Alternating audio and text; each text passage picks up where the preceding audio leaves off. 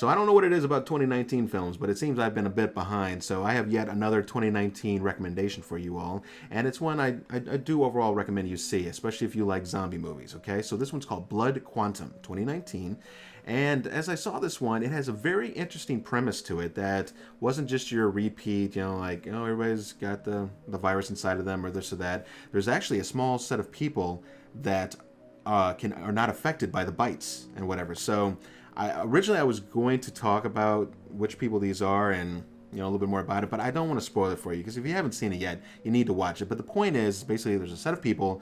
They cannot be infected by the virus. Now, they can be killed, of course. I mean, that's all the same. So they have a small compound that they set up, and they're bringing in some survivors, but they're very cautious about who they bring in because they're not sure. I think there's some fanatics out there that also, want to take these places down and so forth.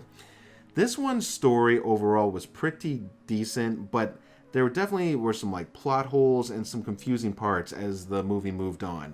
It did have a couple of bigger names in it. I don't know if you remember from Fear the Walking Dead, and I got to grab his name. So it's Michael Grey Eyes. He played Trailer. So I don't know if you remember him, but he was in Fear the Walking Dead. And anyways, he's kind of leading this compound and with some others along. And his character, he does a pretty good job overall throughout the movie, but as the movie gets towards the end, some of these characters start doing things way outside of what I feel their characters have been built up, to do or to be. It's just outside of their character realm to do some of the things they do.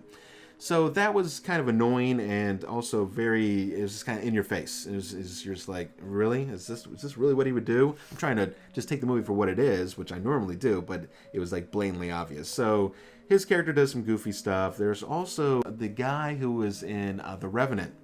He played Leonardo DiCaprio's Indian son.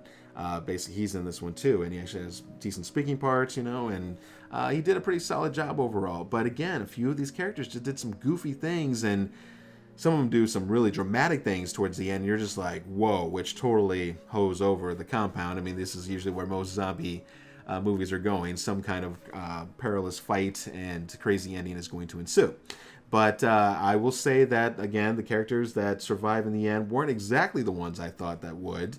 But, like I said, the story seemed kind of decent in the beginning. The acting was a little rough in the beginning, but then it kind of picks up as we get into the end of the first act, into the second act. And then the third act, you have to take it or leave it how it ends off. It was unexpected for me, the characters who got taken out and, kind of some of the choices that were made.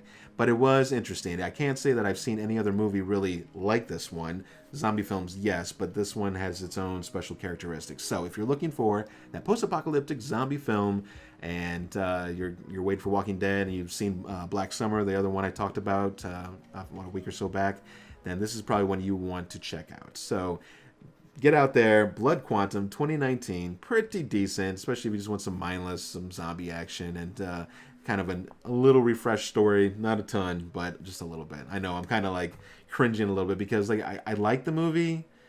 I probably would watch it again, but yet there's just some things about it where I was like, they just could have done a little bit better on. But hey, that's with everything. Even the stuff I do, I go back and watch my own stuff. I'm like, yeah, I could have totally did that differently. We could have done it better. So I'm Mike with the ZMAM Show. Make sure to like and subscribe if you are enjoying these short recommendations for movies. And Dead Nightmare is on its way within days, probably by this point. I'm kind of pre-shooting this footage for next week. But yeah, I'm definitely almost done with it, and I hope you guys are going to enjoy the 42-minute episode we have coming to you. So check it out, and I will see you guys at the next review. Bye, guys.